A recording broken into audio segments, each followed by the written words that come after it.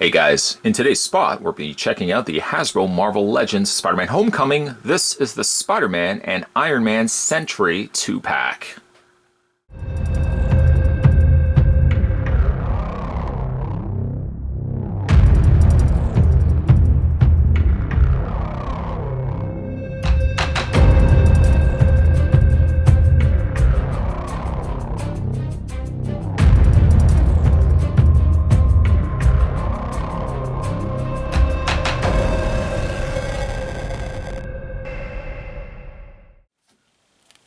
Let's go ahead and grab a tape measure. Spider-Man, as you could probably guess it, is smaller than Iron Man, both in the movie and in figure form. Spider-Man's only 6 inches tall. On the other hand, if we put it next to Iron Man's closer to 7 inches tall. The figures come with a ton of different accessories, but let's have a look at the figures first, and then we'll kind of get to that. Why don't we start with Iron Man first, because for me, the draw and the appeal of getting this particular release is the fact that you can get the alternate Tom Holland head sculpt for Spider-Man, but we'll look at that in a second. First things first, let's look at Iron Man, which I think is a good representation of Iron Man from the movie, but I do feel like, I don't know, I feel like something is slightly off with the figure. I can tell you coloring-wise, some of the colors on Iron Man seem off. For example, shoulder areas, the shoulder areas here as well as the neck and the head are very drastically different than the coloring that's featured on his torso. The torso, and I don't know if a lot of that has to do with the fact that this is a sculpt plastic as well as these are plastic, and this is paint, and the paint therefore is a different color than the neck, the head, and the shoulders, but it does seem off. And actually, the more I look at it, the more I'm bothered by the fact that the neck and the head, more so, are so drastically off than the rest of the body. He's got a good sculpt, but I do feel like it almost seems like the details get almost lost in all the areas that are silver. I don't know if a secondary wash could have helped, but for all the cool details that this Iron Man feature, he doesn't really have nearly enough paint to really bring those details forward. In fact, it almost seems as if, it's hard to describe, but it almost seems like the mold is an impression of the mold, where it's not as deep of details as they could have theoretically been, if that makes any sense whatsoever. I don't know if just solely is the paint that's missing this mark here, or if it's the fact that, again, those details just don't seem like they're nearly enough etched into the torso. That it almost seems like a smoother version of details to a figure, if that makes any sense whatsoever. Again, the figure looks good, but I feel like it just misses its mark on some elements. The coloring of the plastic, and again, like down here, just doesn't seem like it's nearly as defined. Defined is probably the best word to describe this. It doesn't seem nearly as defined as it possibly could have been. The coloring on the boots, again, are nice, but again, you've got these off colors where some areas are a lighter pink and some areas are like a darker red. And there's a slight kind of marbling to the color plastic that they're using on the back here. Seems like it just feels, I don't want to say it feels cheap, because it doesn't feel like a cheap figure, but it seems like it was put together really poorly. He does have a couple of accessories specifically for Iron Man, one of which being a repulsor blast, which has some nice shading, a nice white to blue transitioning. The plastic to the blue becomes more translucent, obviously, the further out you go, because the interior and the tip, or the bottom of it, is painted in white. It's also slightly bent here on the side, but again, that doesn't bother me too much. There's a peg hole on the inside of his hand. It just simply pegs into that, and you can have Iron Man. it looks a little off. This one hand, I kind of wish that they would have given alternate hands. This is actually one thing about the set that I'm not too crazy about, is that it doesn't come with alternate hands. It basically gives you those hands, and then it's like, be on your way, small child. Take what we give you and like it. So, I mean, it's a bit of a shame that it doesn't come with more hands. That's one thing I kind of wish it did have. Iron Man does have one thing that's quite cool, is he does have a helmet with the visor open so that you can see inside. There's no Tony. Where's Tony? He's not there. At least not from this helmet. So you go ahead and just take the head and just pop it off the ball joint. revisit the head, the new head, to the socket.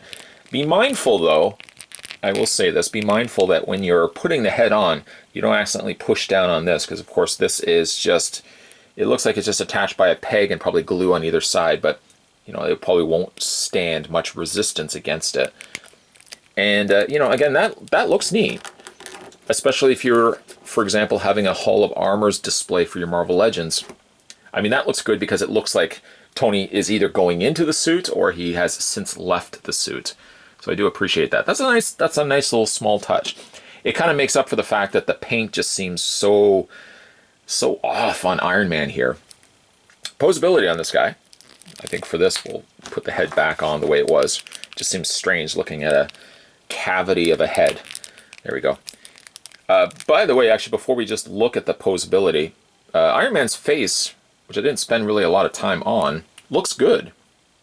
The face plate, again, the blue around the eyes just to make them glow a little bit more, but can't help but really not look at the fact that the coloring seems just disjointed on the figure as a whole. Looking at his poseability, though, his head rotates all the way around. Doesn't have anything in the neck socket, which I thought initially it might have had a ball joint here, but it actually just has it on the top. The shoulders hinge outward, and these shoulder pads, they're not independent, so you know, you can only really move the arms out a certain amount before they start hitting resistance, and then it basically says to you, hold on there, Johnny, stop moving the arm, it's gonna pop this right off. The arms do also rotate all the way around. Gets a little stuck just because of the little cap, little piece that's sticking out from the shoulder. Does get a little stuck, but just perseverance, get that through. He does have a rotation also in a bicep.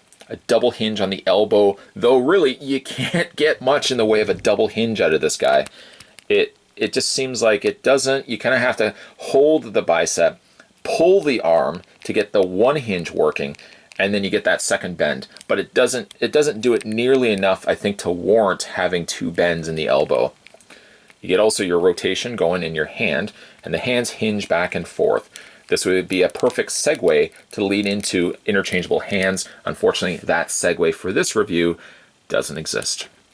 The upper torso ball joint is there intact, and luckily, I can report to you, the viewing audience, that he doesn't have the old joints that you have to rotate and hinge forward.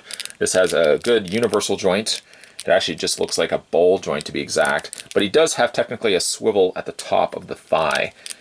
He does get a double hinge on the knee, which at least works, other than, you know, unlike the hands and the arms area, the knees at least warrant, if you ask me, a double hinge on the knee. And I kind of like the way that the kneecap separates itself from the two joints, where it kind of looks like it would be real armor.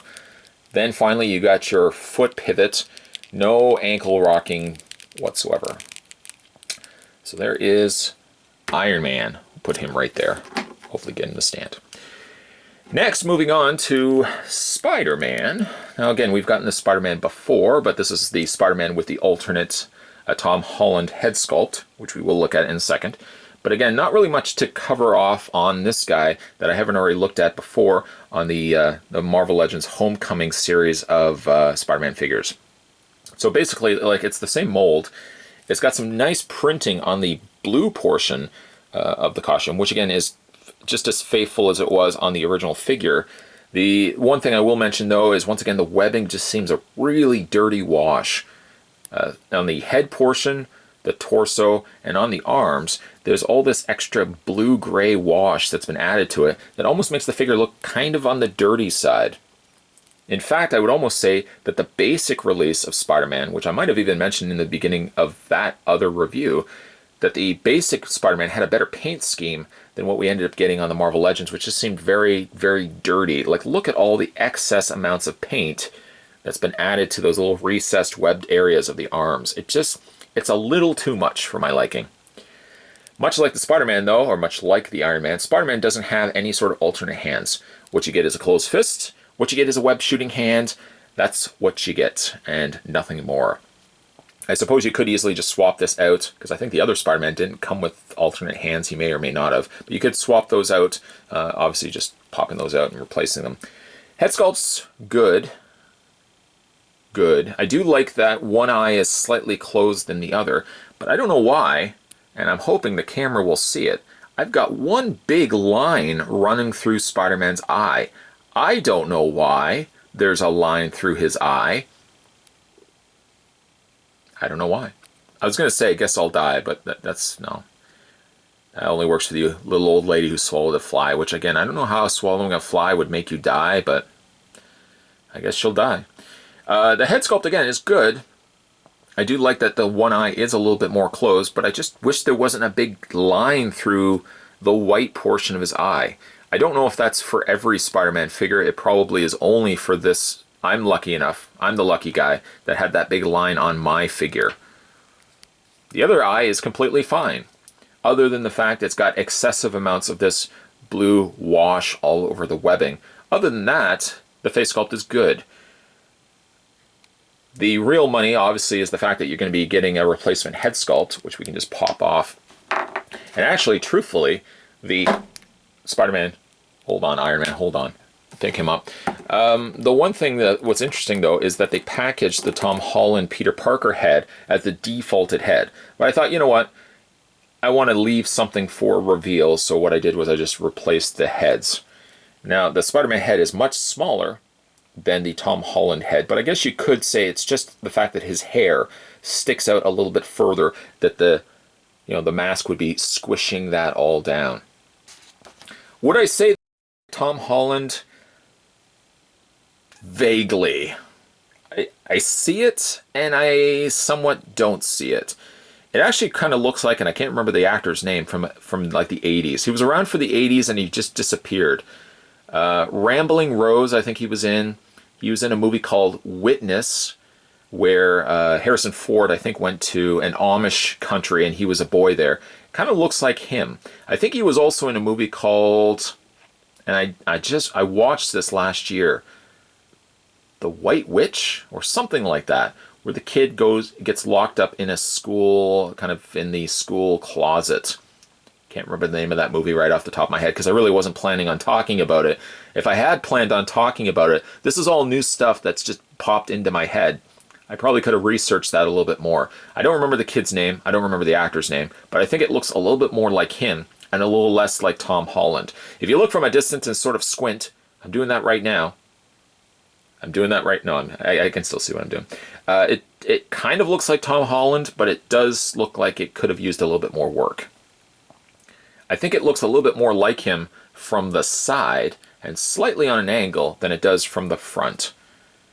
But I don't think, I would never say that Marvel Legends figures have a very commanding likeness to whatever actors that they do. They're kind of loose in the way of, I think NECA would deliver a much closer representation of Tom Holland, but then again, NECA would not really do, I guess they are doing the larger quarter scale figures of these, so I guess there is a possibility that they would do a Tom Holland head sculpt, but I think NECA's where you really want to go for accurate face sculpts. What you get with Marvel Legends, though, is you get really, interesting superhero figures for a smaller scale. So head sculpt, it's not perfect, but it's close enough. And that's generally what I say with Marvel Legends stuff. It's not perfect, but it's close enough. He does have the same thing that the other Spider-Man did have, and I'm not a big fan of these myself, is these translucent webs. These armpit webs. And I can tell you, they do not sit well at all in his arms. There's these little slits. Oh, I almost kicked you. There's these little slits on the inside of his bicep, and you're supposed to just peg these webs into place. Now, I again, honestly, I found it sits a little bit better on this Spider-Man than it did on the first Spider-Man that I looked at. But I find that they don't sit in place very well. You peg them into place, you can hope for the best, and then quickly close the arm and just pray that they're going to stay in place. Long-term plan, I suppose you could just simply glue them in place, but that kind of defeats the purpose of these being interchangeable, and I just dropped one on the floor. Will it stay on this particular figure for my display purposes? Absolutely not. It will stay on until pretty much now. And I'll put that to the side. We'll never talk of it again. I'll still pick up the one that's on the floor, though. Poseability on this guy, his head does rotate all the way around. He has the hinge up and down also on the neck. He's got the forward and back shoulder crunch, which I do like on pretty much all Spider-Man figures tend to have them. He's got the bicep swivel. Oh, and also he's got the universal joint on the shoulders, allowing a hinge there. Bicep swivel, double hinge on the elbow, which is so stiff. And he's also got the rotation and hinge on the hand. Upper torso crunch, waist swivel, and then he's got the universal joints on the legs here. And he's also got an upper torso swivel cut on the thigh. Got your double hinge on the knee. And he's also got the foot. Oh, he does also obviously have feet, but he has the up and down motion, the rocking motion on his ankle. And he's got a slight ankle pivot, if you guys like ankle pivots. I know ankle pivots is all the rage nowadays. You want to talk about spinners and those fidget things? Ankle pivots. That's what's big in the Marvel Legends community, apparently. Oh, and also, he's got peg holes on the undersides of his feet. You got a display stand? He's got the peg holes to fit the display stand. The Hasbro Marvel Legends series, Spider-Man and Iron Man 2-pack, is not a bad set. It does feel like it needs a little bit in the way of improvements. A couple of interchangeable hands certainly could have gone a long way, but I can't help but still look at the Iron Man and feel like he's off. The weird transitions of darker reds mixed with like the lighter neon pinks just make him a bit of more of an eyesore than I think what he was intending to be. I do like he at least has the interchangeable head sculpt where he has the visor up. That's a nice touch. He does get the repulsor blast. That's also a nice touch. I think the money for this particular set is the fact that you're getting a Spider-Man with the Tom Holland Peter Parker head sculpt, which I think is good. It could have been better, but I think for a Marvel Legends standard, it's basically what we would expect, I think, for a Tom Holland head sculpt. So I think I do like it for that reason. This particular set, by the way, I picked up from over at Toys R Us. And just a little small thing I want to mention about the Marvel Legends sets. I don't know if it's Hasbro that sets the bar for what these prices are going for, or if it's the toy stores themselves. This particular set was $69.99. That's about $70 with tax on top of it. So you're looking closer to about a $76, $77 price point here in Canada. If you divide that in half, these figures are worth more, or are going for more, than what the individual figures should technically be going for. Granted, if you go and buy these individual figures at toy stores and like Toys R Us, for example, they tend to be close to about $30 anyways. But again, I feel like when it gets to the double packs and sometimes the 3-packs, somehow it justifies charging an arm and a leg for what you can get for these particular sets. I can see really why Marvel Legends are kind of getting a little bit more towards the market of the collectors rather than for kids. A lot of parents may not spend, say in this instance, $69 for a 2-pack featuring Iron Man and Spider-Man, despite the fact that you have the interchangeable head sculpt for Tom Holland. Still, it's a good set. It's really hard to argue the point that $69.99 is worth 2 figures. The price point really needs to be marked down. And again, I can't tell whether that's the decision of the toy store, or if Hasbro, for example, is already selling these to the toy store at a higher price. And of course, the stores themselves have to add their additional profit on top of it. But the price point on these is really ridiculous, and I really hope it will never happen, but I really hope at some point they're going to scale down the cost and make it a little bit more affordable, not only for collectors, but certainly kids, which I think the line sort of was gauged towards back in the day when Toy Biz first had the line. That being said, it's still not a bad set. It could have done a little bit better. It could have had a little bit more going for it, but I'm still happy with the set that at least we get ourselves an unmasked Peter Parker, which is really all the more reason why I picked up the set in the first place. Today, once again, we were having a look at the Hasbro Marvel Legends series. This was the Spider-Man Homecoming Wave, and this box set featured both an unmasked Spider-Man as well as Iron Man. If you guys like this video and certainly want to see more videos like this, hit that little subscribe button down below. You won't miss a beat when it comes to future videos. And if you want to also check out more Marvel Legends reviews, I've got a playlist designated specifically for Marvel Legends. I know a lot of people on this channel think, coming to this channel, how come you don't review more Marvel Legends? I actually do, but it's probably just the fact that I'm always posting new videos that you probably missed the fact that I might have done a wave here and a wave there. So all the more reason, check out that playlist if you want to go back and have a look at some of the Marvel Legends reviews that I've done, and feel free to comment in those videos as well, so I know that you guys are watching the older stuff as well. As always, guys, thanks for watching as you always do. I'll see you next time.